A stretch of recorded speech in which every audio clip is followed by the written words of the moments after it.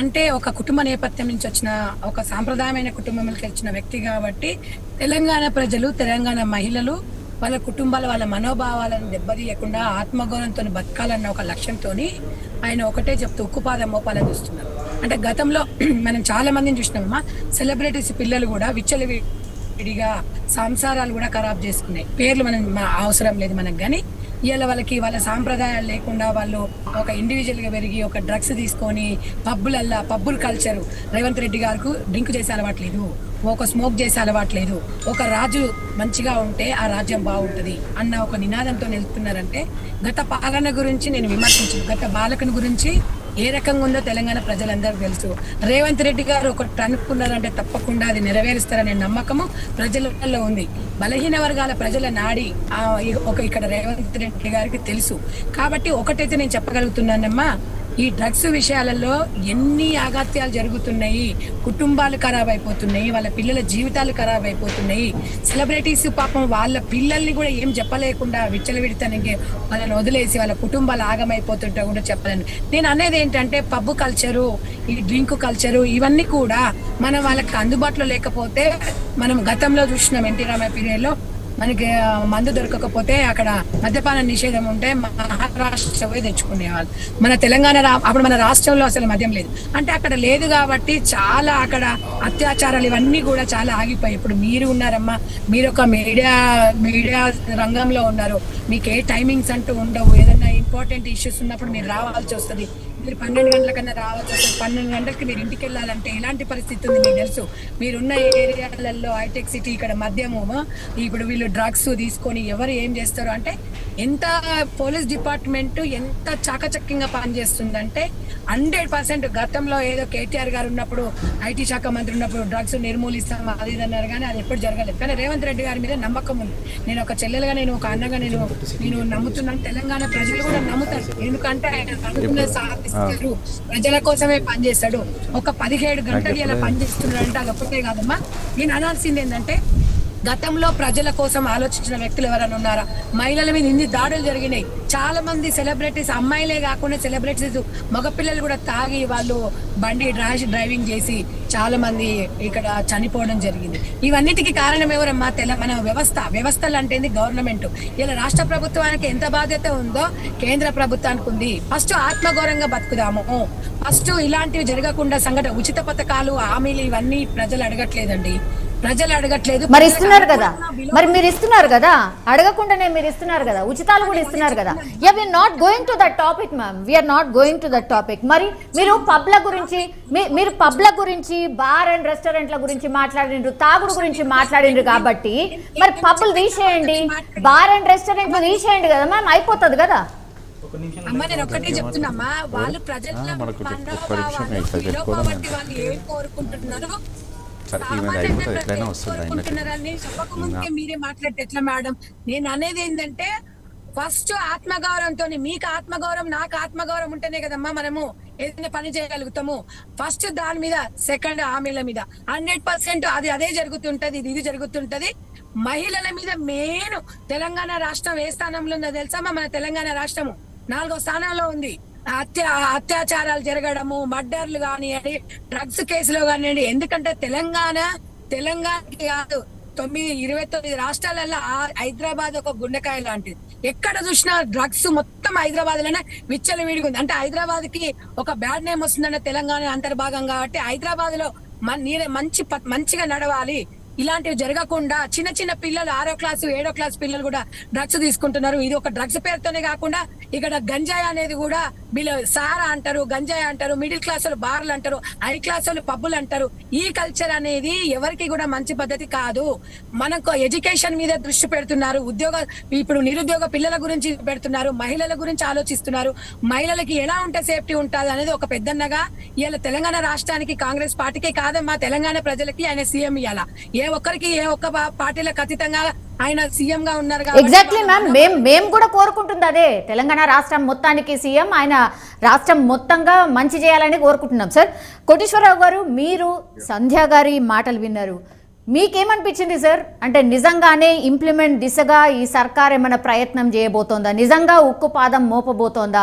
ఎందుకంటే గతంలో మనం చూసాం ఓన్లీ మాటలకే పరిమితమైనరు కాబట్టి ఆ దాడులు జరిగినాయి, ఆ కేసులు అట్లనే ఉన్నాయి. అసలు ఎవరిని తప్పించిండ్రో లేకపోతే ఎవరిని లోపలేసిర్రో ఇప్పటివరకు ఏమీ తెలియదు. మళ్ళీ గదే చూడబోతున్నామా? ఇప్పుడు కూడా ఏమైనా మారుతుందా? ఇప్పుడు నేను ముందే చెప్పినట్టుగా గతంలో నమోదైనటువంటి కేసుల యొక్క స్టేటస్ అసలు ఎవరి మీద నమోదు చేశారు, వాటి స్టేటస్ ఏమిటి అనేటువంటిది ముందు జనానికి తెలిస్తే గత ప్రభుత్వం ఏం చేసింది, ఎంత హడావుడి చేసింది అనేటువంటిది ఒక అంచనాకు వస్తుంది. రెండోది ఇప్పుడున్నటువంటి కొత్తగా అధికారానికి వచ్చినటువంటి ప్రభుత్వం ఏం చేయబోతుంది అనేటువంటిది కూడా జనానికి తెలుస్తుంది. అందుకని ఈ డ్రగ్స్ లేదా ఈ గంజాయి వీటికి సంబంధించినటువంటి స్టేటస్, ఈ ప్రాబ్లం గురించి ప్రభుత్వం దగ్గర ఉన్నటువంటి సమాచారం అనేటువంటిది ముందు పబ్లిక్ డొమైన్ లో పెట్టాలి. దానికి సంబంధించినటువంటి ఒక విశ్వాసం కల్పించాలి. ఇప్పుడు Sanjay madam guarantee Congress party ప్రతినిధి కనుక, కొత్తగా అధికారానికి వచ్చారు కనుక ఆమె వాళ్ళ నాయకుల మీద అటువంటి విశ్వాసం వెలువచ్చడంలో తప్పులేదు. కానీ అది చాలదు. ఎందుకు అంటే రేవంత్ రెడ్డి గారికి అలవాట్లు లేవు, లేకపోతే సిగరెట్ ఇట్లాంటివి తాగరు అనేటువంటిది అది మంచిదే కాదంటలే. కానీ మన ఆంధ్రప్రదేశ్ లో ఉన్నటువంటి అనేక మంది ఫ్యాక్షనిస్ట్ నాయకులు లేదా మాఫియా నాయకులు లేదా ముఠా నాయకులుగా ఉన్నటువంటి వాళ్ళు నాకు తెలిసినంత వరకు కొంతమందికి వాళ్ళు సిగరెట్ ముట్టరు, మందు ముట్టరు, కానీ మర్డర్లు చేయించడంలో లేదా కిడ్నాప్లు చేయించడంలో పేరు మోసినటువంటి వాళ్ళు. అందువలన మన వ్యక్తిగతంగా మనకి ఎటువంటి అలవాట్లు ఉన్నాయి ఏమిటనేటువంటి కాదు ఇక్కడ సమస్య. మంచిదే, ఆ విధంగా ఆదర్శంగా ఉండటం మంచిదే, నేను కాదంటలా. కానీ చిత్తశుద్ధి అనేటువంటి ముఖ్యం. ఎందుకు అంటే తెలంగాణ అనేటువంటిది మొత్తం దేశంలోనే మహిళలు ఎక్కువగా కళ్ళు కానీ లేదా మద్యం కానీ తీసుకునేటువంటి రాష్ట్రాల్లో మొదటి స్థానంలో ఉందనేటువంటిది మనం గమనించాలి. ఎందుకంటే దీనికి ఉన్నటువంటి చారిత్రక నేపథ్యాన్ని కూడా మనం తక్కువ అంచనా వేయడానికి వీలేదు. ఇప్పుడు పాలమూరు, రేవంత్ రెడ్డి గారి సొంత జిల్లా పాలమూరు ఏదైతే ఉందో, ఆ పాలమూరు కానీ లేదా అనేక జిల్లాల్లో హై స్కూళ్ళకు కూడా ఆడపిల్లలు మగపిల్లలు కళ్ళు దాగి వచ్చేటువంటి వాళ్ళు ఉన్నారు అనేటువంటి ఒక వాస్తవాన్ని మరి గమనించాలి. ఎందుకు అంటే అది కళ్ళు తాగడం అనేటువంటిది గ్రామాల్లో కానీ లేదా పట్టణాల్లో కానీ అనేక కుటుంబాల్లో అది మామూలు, అదేమి పెద్ద తప్పు కాదనేటువంటిది ఉన్నది. అందుకని ఇది పిల్లలకు కూడా, చివరికి హై స్కూల్కి వచ్చేటువంటి పిల్లలకు కూడా దాన్ని చేసినటువంటిది నాకు తెలుసు స్వయంగా. అందువలన ఈ విధమైనటువంటి పరిస్థితి తీవ్రంగా ఉన్నప్పుడు దానికి అనుగుణంగానే చిత్తశుద్ధితోటి పనిచేసేటువంటి సిబ్బందిని, అధికారులను నియమించాలి. ఎందుకు అంటే ఇలాంటి మాఫియాల దగ్గర డబ్బు అనేటువంటిది పెద్ద ఎత్తున ఉంటది, ఇలాంటి మాఫియాల దగ్గర. అందుకని వాళ్ళు సిబ్బందిని, అధికారులను కూడా బ్రేక్ చేయడానికి ఎంతైనా ఇచ్చి బ్రేక్ చేయడానికి కూడా వాళ్ళ శక్తి సామర్థ్యాలు మనకి బయటకు కనిపించవు. అందుకని వాటన్నింటినీ తట్టుకోగలిగినటువంటి అధికార యంత్రాంగాన్ని, వాళ్ళ మీద నిరంతరం పర్యవేక్షణ లేకపోయేట్లయితే మళ్ళీ అధికార యంత్రాంగం కూడా పక్కదారులు పెట్టేటువంటి అవకాశం ఉంది. అందుకని ఇదొక పెద్ద సవాల్. ఎట్లాగైతే రాష్ట్ర ఆర్థిక వ్యవస్థను సరిదిద్దటం లేదా ఆర్థిక వనరులు సమకూర్చుకోవడం అనేటువంటిది ఒక పెద్ద సవాల్గా ఇవాళ రేవంత్ రెడ్డి గారికి ఉందో, ఈ డ్రగ్స్, గంజాయి ఇలాంటి అవాంఛనీయ కార్యకలాపాలని అరికట్టడం కూడా సవాలే. ఎందుకు అంటే హైదరాబాద్ లో గతంతో పోలిస్తే ఇప్పుడు ఎందుకు పెరిగింది డ్రగ్స్ లేకపోతే ఇటువంటి కల్చర్ అంటే సహజంగానే కార్పొరేట్ కంపెనీలు లేదా పెద్ద పెద్ద పరిశ్రమలు ఇలాంటివన్నీ కూడా పెరిగే కొద్దీ, లేదా అధిక ఆదాయం తరగతులకు చెందినటువంటి వాళ్ళు, ఐటీ వాళ్ళు కానీ సినిమా వాళ్ళు కానీ ఇట్లాంటి వాళ్ళు పెరిగే కొద్దీ ఈ విధమైనటువంటి అవలక్షణాలన్నీ కూడా ప్రతి పట్టణంలో వీళ్ళు పెరిగిన తర్వాతే వస్తాయి, వాళ్ళు తెప్పిస్తారు. అందుకని వాళ్ళ ప్రభావాన్ని కానీ లేదా వాళ్ళ యొక్క పలుకుబడిని కానీ మనం తక్కువ అంచనా వేయకూడదు. దీనివల్ల నా అభిప్రాయం ప్రకారం గట్టిగా చర్యలు తీసుకుంటే బాధితులు అయ్యేవాళ్ళు వ్యతిరేకులైతే అవుతారు కానివ్వండి, కానీ కోట్లాది మంది జనం అభిమానం పొందుతారు, కోట్లాది మంది తల్లిదండ్రులు సంతోషిస్తారు. తమ పిల్లలు ఇటువంటి వాటికి దూరంగా చేశారు రేవంత్ రెడ్డి గారు అంటే ఆ అభిమానం, ఆ వచ్చేటువంటి డివిడెండ్స్ ఎక్కువ ఉంటాయి. విధమైనటువంటి చిత్తశుద్ధితో ఉండాలనేది నేను చెప్తాను. సంధ్య గారికి ఒక పాయింట్ ఉన్నట్టుంది మ్యామ్. నేను ఒక క్వశ్చన్ అడిగిన తర్వాత మీకు ఇస్తాను మ్యామ్. యాక్చువల్లీ గతంలో నమోదైన కేసులు ఎన్ని సార్ అడుగుతుంది? అంటే పారదర్శకంగా ఉన్నారు అని తెలియడానికని గతంలో ఎవరెవరి మీద కేసులు నమోదైనా అసలు ఏ స్టేజ్లో ఉంది అనేది ఒకటి తెలవాలి. పబ్బులు మాకు అద్దు బాబోయ్, ఇడికెళ్ళి తీసేయండి బాబోయ్ అని అక్కడ స్థానికంగా మీకు తెలుసు ఎక్కడుంటాయో అనేది వాళ్ళు కేసులు కూడా బుక్ చేశారు, అయినా ఇప్పటి వరకు చర్యలు లేవు. మరి ఇవన్నీ కూడా అడ్రస్ చేయాలి. నేను అనేది ఏంటమ్మా అంటే గత ప్రభుత్వం గురించి మనము లైవ్ డిస్కషన్లలో చాలా మన డ్రగ్స్ మీద ప్రతిపక్షంలో ఉండి కాంగ్రెస్ పార్టీ నుంచి చాలా ఫైట్ చేశాము. ప్రతి గల్లీకి ఒక బార్ షాపు, ఒక ఈ షాపులు పెట్టుకున్నారు తప్ప ఒక గుడి లేదు, ఒక బడి లేదని గతంలో నినాదం కూడా మనం చేసినాం. ఆ తప్పు మేము చెయ్యము అని చెప్తున్నాము, భరోసా కల్పిస్తున్నాం. ఇది ఎవరు ప్రజలు అడగలేదమ్మా, గతంలో ప్రభుత్వం అడిగినా పట్టించుకోలేదు. ఇలా రేవంత్ రెడ్డి గారు ఇది మేనిఫెస్టోలో పెట్టిందో లేకపోతే బెల్ట్ షాపులు తీసేస్తని చెప్పారు. బెల్ట్ షాపులు తీసేస్తే సగం తెలంగాణలో మహిళల కుటుంబాలు ఎంతో సంతోషంగా ఉంటాయి. మీకు ఇంకొకటి కూడా, వైన్ షాపుల టైమింగ్ కూడా మారవబోతున్నారు, బార్ షాపుల టైమింగ్ కూడా మారవబోతున్నారు. 7 నుంచి 8 గంటల లోపల వీళ్ళు ఫ్యామిలీస్ ఇంటికి వెళ్ళిపోయినరా అంటే భార్య భర్తల మధ్యలో కొద్దిగా మనస్పర్ధలు టైమింగ్ మారిస్తే తాగుబోతులు తగ్గిపోతారా మ్యామ్? క్రైమ్ తగ్గిపోతారా? నేను అదే చెప్తున్నాను మేడం గారు, ఒక్క నిమిషం నా చెప్పని అని తగ్గిపోతుందని చెప్తున్నాను. ఇప్పుడు వాళ్ళిద్దరు వైఫ్ అండ్ హస్బెండ్ ఇంటికి చేరుకొని ఆ టైం లేదన్నా ఒక మాట ఏదన్నా అన్నా కూడా వాళ్ళ ఫస్ట్ వాడు పోవాల్సింది ఎక్కడికి వెళ్తాడు, బార్ షాప్ కో లేకపోతే వైన్ షాప్ కో పోతాడు.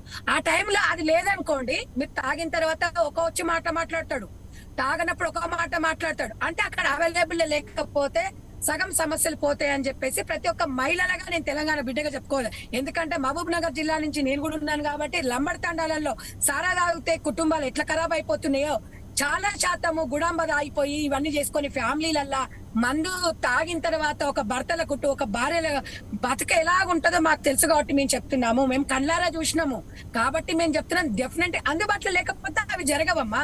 అందుబాటులో ఉంటే ఎవరైనా దానికి బానిస అవుతారు. నీకు అక్కడ షాపే లేదనుకోండి, మీరు ఏం కొనుక్కోగలుగుతారమ్మా? అంటే కొద్దిగా నివారించవచ్చు అనేది. కానీ డెఫినెట్ గా సీఎం గారు పర్సనల్ బయోడేటా కూడా ఉంటుందమ్మా. ఇన్ఫాక్ట్ ఎందుకు ఉండదమ్మా, డెఫినెట్ గా ఉంటారు. అసలు దాని గురించి ఆలోచించంటే అందరినీ మనమే ఇప్పుడు నిన్ను నన్ను 100 మందిని మారవడం అని కాదు, ఒక లక్ష్యాన్ని ముందుకు తీసుకెళ్తున్నాము, అందరం కలిసి చేయాలి. సీఎం గారు అదే చెప్తున్నారు. సీఎం ఒక్కరే మారవగలుగుతారా అమ్మా? సీఎం ఏమో అల్లా అద్భుత. సీఎం గారు చెప్పినది 100% తెలంగాణ ప్రజలు కొద్దిగా మార్పు రావాలి, మంచిగా కొంతమంది బాగుండాలన్నది ఉంటది. ఆయన సిగరెట్ తాగుతున్న మంది చెప్పుకోవాలి. డెఫినెట్ గా తన క్యారెక్టర్ ఏంది, వాళ్ళు ఏంది అనేది కూడా తెలియాలి. తెలియకపోతే ఎట్లా మా తెలంగాణలో గతంలో ఫామ్ హౌస్ లో వండుకున్నా మ్యామ్ సంధ్య మ్యామ్ లాస్ట్ టైం అంటే 2023లో వీటి మీద నమోదైన కేసెస్ ఎన్ని మ్యామ్? మీరేమైనా బయట పెట్టబోతున్నారా? ఎవరెవరు పెద్ద మనుషులు ఉన్నారు, మీరు అన్నట్టుగా సెలబ్రిటీలు పెద్ద వాళ్ళు ఉన్నారు అంటున్నారు, వాళ్ళ పేర్లు బయటకు వస్తాయా? డెఫినెట్ గా మీకు ఇప్పుడు ఒక హీరో ఎప్పుడు వస్తాయి నేను చెప్తున్నాను కదా. ఇప్పుడు కొన్ని హీరోయిన్ల మీద కూడా కేసులు ఉన్నాయి. కొన్ని కేసులలో ఇప్పుడు ఎందుకంటే అది కోర్టు పరిధిలో ఉన్నప్పుడు వాళ్ళ పేర్లు మెన్షన్ చేయడం నాకు ఇష్టం లేదు. కానీ బడా నాయకులు ఉన్నారు. తర్వాత ఇప్పుడు రకుల్ ప్రీత్ సింగ్ గారు ఉన్నారండి, డ్రగ్స్ కేసులో కోర్టుకు వెళ్ళేసి వచ్చారా, రాలేదా? ఆమె ఒక్కతే ఉందా మ్యామ్? చాలా మంది ఉన్నారు, అట్లా చాలా మంది ఉన్నారు. కోర్టు చుట్టూ తిరిగిండ్రు, వాళ్ళు చాలా శాంపుల్స్ ఇచ్చిండ్రు, అన్ని ఇచ్చిండ్రు, అది ఎటు పోయింది అని అడుగుతున్నాం. ఆ కేసును తీస్తారా మ్యామ్? కన్ఫ్యూజ్ చేయకుండా 100% అమ్మా. ఇలా నిహారిక ఉంది, ఆ అమ్మాయిని డ్రగ్స్ కేసులో పట్టుకున్నారు. పబ్బులో బార్ లో ఉంది, డ్రగ్స్ కాదు బార్ లో ఉంది. 12 గంటల ఆడపిల్ల ఎక్కడ ఉండాలి? మొగడు పక్కలో ఉండాలి, పెళ్ళైతే ఇంట్లో అత్తగారి ఇంట్లో ఉండాలి. మ్యామ్ మీరు పర్సనల్ గా వెళ్ళకండి మ్యామ్, ప్లీజ్ మ్యామ్, ఇది లైవ్ డిస్కషన్, ప్లీజ్ మీరు పర్సనల్ గా వెళ్ళకండి ప్లీజ్. లాంగ్వేజ్ ని కొంచెం మంచిగా మాట్లాడదాం ప్లీజ్ మ్యామ్. మీరు జస్ట్ సబ్జెక్ట్ వరకే కన్ఫైన్ అవ్వండి. చెప్పండి. చెప్తున్నా మేడం, మీరు గాని నేను కూడా రాత్రి 12 గంటలకు పబ్బులలో డ్రగ్స్ తీసుకొని ఉండను. ఒక ఆడపిల్ల 6, 7, 8 ఇప్పుడున్న మారింది కాబట్టి నేను ఎవరి పేరు చెప్పనమ్మా, బాధపడుతున్నాం మేము. అలాంటి కల్చర్ ఎందుకు వచ్చింది? ఒక మంచి ఉన్నంత కుటుంబం లేకెళ్ళి వచ్చింది కదా, అక్కడ ఆ బారు, ఆ టైమింగ్, ఆ పబ్బు లేకపోతే అమ్మాయిలు బయటకు వెళ్ళేవి. ఇప్పుడు మీరు పేరు చెప్పకపోతే పేరు చెప్పమంటారు, పేరు చెప్తే పర్సనల్ చెప్పొద్దు అంటారు. ఎట్లా అడుగుతారమ్మా మీరు? నేను అనేది ఏంటంటే ఒక ఆడబిడ్డగా నాకు కూడా అమ్మాయి బిడ్డతో సమానంగా అలాంటి పిల్లలు ఎంతో మంది ఉన్నారు. కొంతమంది పేర్లు బయటకు వచ్చాయి, కొంతమంది పేర్లు రాలేదు. అంటే ఆ అవకాశం అక్కడ లేకపోతే ఏదైనా ఒకటి ఉంటదమ్మా. ఒక ఆడపిల్లకు కొన్ని ఉంటాయి, కొన్ని కట్టుబాట్లు ఉంటాయి. 10 అయిందంటే 9 అయిందంటే సరే డ్యూటీ చేసుకొని వస్తున్నట్టు ఒక ఒక సెక్యూరిటీ ఉంటుంది. 10, 8, 9 అయిందంటే ఆడపిల్ల ఇంటికి వచ్చిందంటే కొంచెం జాగ్రత్తగా ఉంటుంది. 12 గంటలకు మ్యామ్ ఇప్పుడు మీకు తెలియంది కాదు, రాత్రిళ్ళ కూడా డ్యూటీలు చేస్తున్నారు మ్యామ్ ఆడపిల్లలు. మీరు ఎక్కడున్నారు? మీరు ఏదో మాట్లాడుతున్నారు, అది కాదు మ్యామ్ మన ఇష్యూ వచ్చి. అమ్మా వినండి, నేను అదే చెప్తున్నాను, నైట్ డ్యూటీలు చేసే వాళ్ళకి సెక్యూరిటీ అవసరం అని చెప్తున్నా. ఎందుకంటే ఇప్పుడు ఐటీ వచ్చింది కాబట్టి నైట్ షిఫ్ట్ ఉన్నాయి. నేను అదే చెప్తున్నానమ్మా, చేయొద్దు అనట్లేదు. అంటే కొన్ని ఇప్పుడు ఐటీ వాళ్ళ పని మీద వెళ్ళి వాళ్ళు రావడం వేరు. టైం పాస్ కి పబ్లలోకి పోయి 12 గంటల రాత్రి డాన్సులు చేసి డ్రగ్స్ తీసుకొని అది వేరు. ఆ కల్చర్ నువ్వు నేను మీరు కూడా నా సిస్టర్ లాంటి వాళ్ళమ్మా. మీరు నేను మనం సమర్థిస్తామా చెప్పండి? Yes ma'am one second sir Koteswararao గారు, ఇప్పుడు 2023 మనకు ఒక అన్ని అంటే ఆల్ డిపార్ట్మెంట్స్ ఒక రికార్డ్స్ బయటపడతాయి. అంటే కంప్లీట్లీ ఈ ఇయర్ ఏమేం జరిగినాయి అనేది ఒక ప్రోగ్రెస్ రిపోర్ట్ ఇస్తూ ఉంటాయి సార్ ఈసారి పోలీస్ డిపార్ట్మెంట్ ఏం రిపోర్ట్ ఇవ్వచ్చు ఈ బేసిస్ మీద? 2023లో ఈ ఇయర్లో క్రైమ్ రేట్ తగ్గొచ్చా పెరగొచ్చా? ఏమొచ్చే ఛాన్సెస్ కనిపిస్తున్నాయి సార్? అది మనం చెప్పలేము. ఎందుకు అంటే మొత్తం క్రైమ్ రేట్ అంతటిని కూడా జర్నలిస్టులుగా ఉన్నటువంటి వాళ్ళని కానీ లేదా విశ్లేషకులుగా ఉన్నటువంటి వాళ్ళని కానీ మనం మానిటర్ చేయం. ఏ జిల్లాలో ఏ క్రైమ్ జరిగింది, అది ఏ నేచర్, అది ఏ వర్గీకరణకు వస్తుంది అనేటువంటిది